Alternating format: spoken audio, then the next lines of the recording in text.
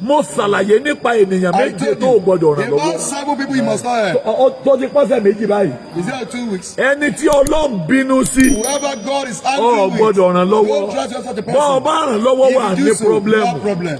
Jẹ́ ṣàlàyé ẹ̀ fún ọ. Let me tell you. Tí pásítọ̀ bá ṣẹ̀, If a pastor should tó sin bá against God, kọlu Ọlọ́run, if he should sin against tọ́lọ́run bá ń God, bínú, and God is angry with him, àwọn tí ń ran pásítọ̀ lọ́wọ́ lọ́nà máa dí mọ́. his helpers, their way will be blocked. Sọ́dà bí bọ́nà bá dí mọ́ wọn, If their way is wọ́n á blocked, lè tẹ̀síwájú they will move láti forward wá solúsẹ̀ sọ́rọ̀ to ara look for wọn. solution to their Wọ́n case. kúrò lọ́dọ̀ They rẹ̀. will leave the pastor. Ọlọ́run withdraw ọ̀nà lọ́wọ́ God kù. withdraw it from him. Alákọ̀ọ́kọ́ nìyẹn. That's number 1. Ẹlẹ́ẹ̀kejì, The second, ẹnikẹ́ni tí ọba ti ní físàn tó ní, whoever knows the kind of vision that you have, gbọ́dọ̀ bá rìn. don't keep company with Kìí that ṣẹni person. tó lè bá It's rìn. not like I move with. Kìí ṣẹni tó lè gbé ayé It's not rẹ̀ lé like I give your lọ́wọ́. life to. I want to build a house. Mo fẹ́ kọ́ ilé. Wọ́n máa jẹ́ 3-story It's building. going to be a 3-story Ẹni building. tí mo ní The lọ́rẹ̀ẹ́ friend I have as a kò friend tiẹ̀ fẹ́ kọ́ yàrá mẹ́rin. doesn't want to be 4 rooms. Tá a lè jọ rìn pọ̀. Are we Ẹni compatible? tí ò níran tó ní ò lè bá God rìn. doesn't have the kind of vision that you have. Don't keep moving with him. Ẹnikẹ́ni tí ó gbàgbọ́ nínú ìran God rẹ̀, doesn't believe in your vision. gbọ́dọ̀ bá rìn. Don't move with him. Gbọ́dọ̀ bá rìn. Don't move with him. Ẹnikẹ́ni tí ọ̀dá Whoever ọlọ́mọ, doesn't recognize God. gbọ́dọ̀ bá Don't rìn. move with him. Á fún ọ ní He problem. will give you problem. Ẹni tí ò ní tẹ́lọ́rùn, That lack contentment. gbọ́dọ̀ bá rìn. Don't move with him. Kò síye tó fún. There is no amount of money you Á can give padà him. sọ He pé will later say, kí ló ṣe tẹ́nìkan ò ṣe. what are you doing that nobody has ever Yóò done? padà wọ́ ọgbẹ́ láti He lọ will leave the dúró. wisdom to stagnate Kò you. síye tó lè ná fún un. There is no amount of money Torí you can kò give ṣe him. é bá rìn. Because you can't move with Kò him. ní tẹ́lọ́rùn. Lack contentment. Ó ní ọ̀fà ọ̀lẹ́ ọ̀tá Hand you lọ́wọ́. over to your enemies. Àbọ̀ ọ̀sà. And I don't want Gbọ́dọ̀ bá rìn. Don't move with him. Láìdé. Láìdé.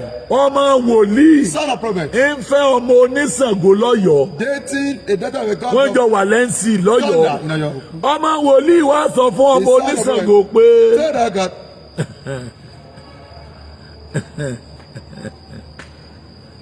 ọmọ wòlíì wá sọ fún ọmọ oníṣàngó pé mi ò ṣe mọ́. He said he's no more interested. Lọ́mọ oníṣàngó wá ní tọ̀ọ̀dẹ̀ mọ̀ mí o. And another hour. Mi ò rọrùn o. Thunder worship us. Ọwọ́ àlọ́ bí Ṣàngó bàbá rẹ̀. Ọwọ́ àlọ́ rán ẹ̀dùn àrá. He said thunder. Àrá bá pa ọmọ wòlíì Thunder killed the son sínú of prophet. skul ní Ọ̀yọ́. In the school, I told you. So sẹ́yìn pé ń gbà àrá pọ̀ ọmọ wòlíì. When thunder killed the Kí son ló of kù prophet. tí wọ́n ṣe yẹn? Tell him what he's supposed to do. Kán lọ gbókù.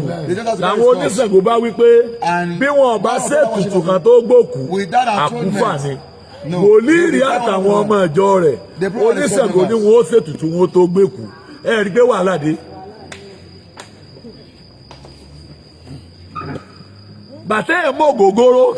Why somebody say Kí ló ń bọ́ lógógóró rìn fún? why you keep company with him?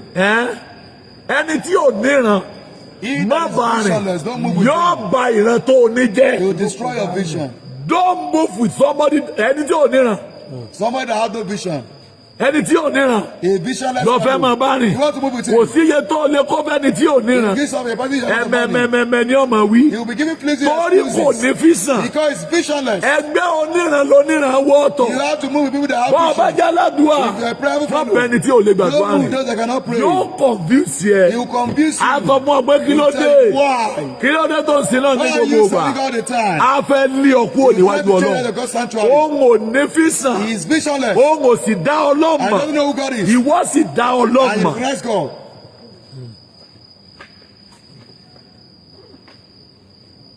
Ọlọ́run bínú sí ìyàn ìwọ ń lọ bá rìn. God is angry with someone and moving with that person. Ọlọ́run pé èèyàn ó lóun ọ̀dáhùn. God calls somebody Ọlọ́run and lóun you ask him. bínú God is ìwọ ń angry. bá rìn. And you are angry with that person. Wòlíì ń bínú sí ìyàn ìwọ ń bá If God rìn. is angry with someone, you keep going with him. Ọjọ́ máa forí gbé tí ọkàn. You better don't carry another man's problem. Jọ́ máa gbé pọ́blẹ́mù ẹ̀ lọ. Let him go with his problem. Jọ́ máa gbé pọ́blẹ́mù ẹ̀ lọ. Let him go with his problem. There are many things in this life. Ọ̀pọ̀lọpọ̀ kan bẹ́ẹ̀ ní Tó jẹ́ ayé pé àìmọ̀ that olómó ká máa jìyà ignorance tá ń jẹ. is the reason why we are suffering this way. How can I have a brother Màá ṣe wá ní tí màá ní ó gbàdúrà I'll try to pray. tí ó jókòó báyìí tí ó lóun As long ọ̀gbàdúrà as is not praying. táwa ló ní ìdí owó. I will know. Màá lé ọ̀dànù. I will chase you away. Èmi ò bímọ sí. Ọmọ mi tó bá ti pọ́ ọmọ ọdún mẹ́rin ó ti lè gbà wẹ̀. My child at 4 years old is enough to start fast. Ara àwọn bàbá wa kan tán wọ náà ọgbà pé ẹ̀ẹ̀mejì lọ́mọ tẹ̀sí òru lọ́sẹ̀. They say your preaching is twice in a week. I am warning you Mo ti ń kí ẹ nílọ. ẹ̀ẹ̀mejì lọ́sẹ̀.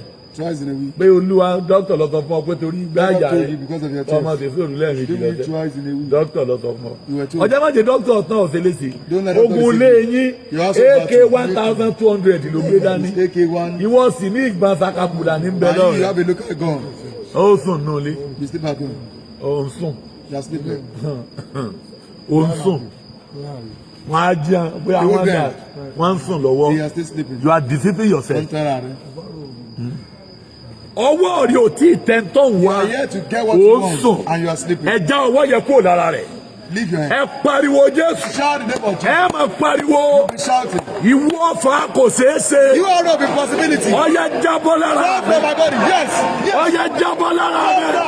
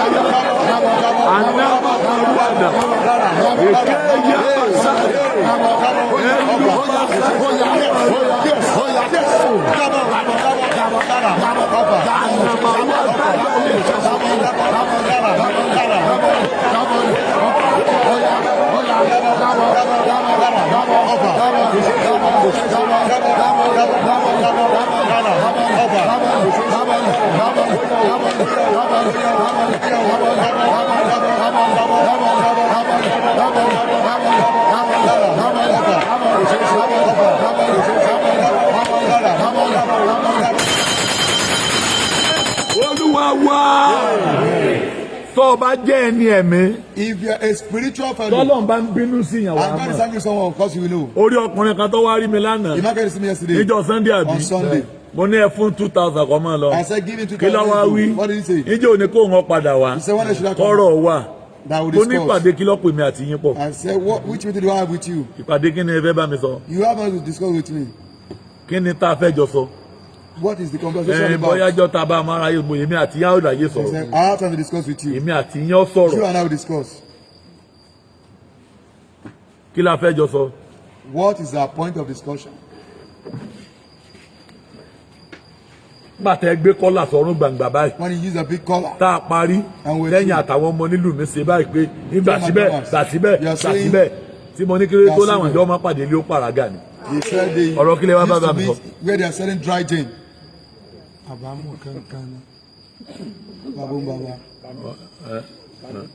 Ọ̀rọ̀ kílẹ̀ ọ̀fẹ́ bá kílẹ̀ ọ̀pẹ́ mi àti yín papọ̀ tàbí ẹjọ́ sọ papọ̀. Wọ́n ní bò làwọn ti fẹ́ mọ̀ pé ẹni báyìí Ọlọ́run bínú sí. Tọ́lọ́run bá ń bínú sí ìyàwó àmọ́. Téèyàn ẹnìkan rojọ́ wájú orí obìnrin kan tó gbá tó ní ìrànlọ́wọ́ ni gbà mọ̀ fáwọn èèyàn nìkan bóyá ọdún tó kọjá ó ní ìrànlọ́wọ́ ló ní ìdí.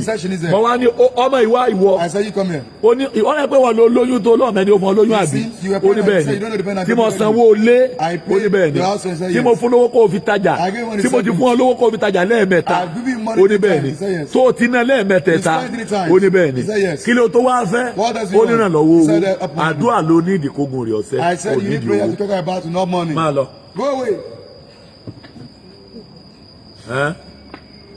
Wọ́n mẹ́tọ́ rẹ́rìn wọ́n lẹ́ fún lówó lẹ́ẹ̀mẹ́ta. Mommy said you gave her money 3 times. Ogun ò rí bẹ́ẹ̀. But it's not like that. Mo gbàdúrà. Ọwọ́ tí ń já ọba lẹ́kùn tí àṣeyọrí. Ènéke yama sada yama. Èlú mẹ́rù èké dà. Ọ̀run gí ọwọ́ yẹn dà. Mú ẹnìkan lọ́wọ́. Ká tó wọnú àmì yẹn lọ. Before we pray about the man. Báyìí l'Olúwa Ọlọ́run àwọn ọmọ God says the Lord of hosts. pé ọmọ Ísírẹ́lì Children of Israel. àtọmọ Júdà And children of Judah. àjùmọ̀ ń pọ́n wọn lójú papọ̀. Jeremiah 50:33. Gbogbo àwọn tó kó wọn ní Those gbẹ̀kọ̀. that held them in captivity. Wọ́n sì wọ́n mú ṣinṣin. Held them tight. Wọ́n kọ̀ láti jọ̀wọ́ wọn lọ́wọ́ lọ. Ṣùgbọ́n olùràpadà wọn lágbára. It's powerful. Olúwa àwọn ọmọ ogun lórúkọ rẹ̀. Ní jíjà yóò gbé ìjà àwọn jà. Kó lè mú ilẹ̀ wọn sinmi lọ́wọ́ ogun. Kó sì lè mú olùgbé Bábélì wárìrì. Ẹ di ọwọ́ yẹn mú. Ẹ pariwo sà. Táyé lolú ọmọ òjò. Láìdé Òkèlọ́lá. Tani alágbára. Who is that mighty man? Tó di ayé rẹ̀ mú. That is withholding your life. Tí ò jí ò lọ. I don't allow you to go. Ọ̀run wẹ́ẹ̀sì ẹ̀dá.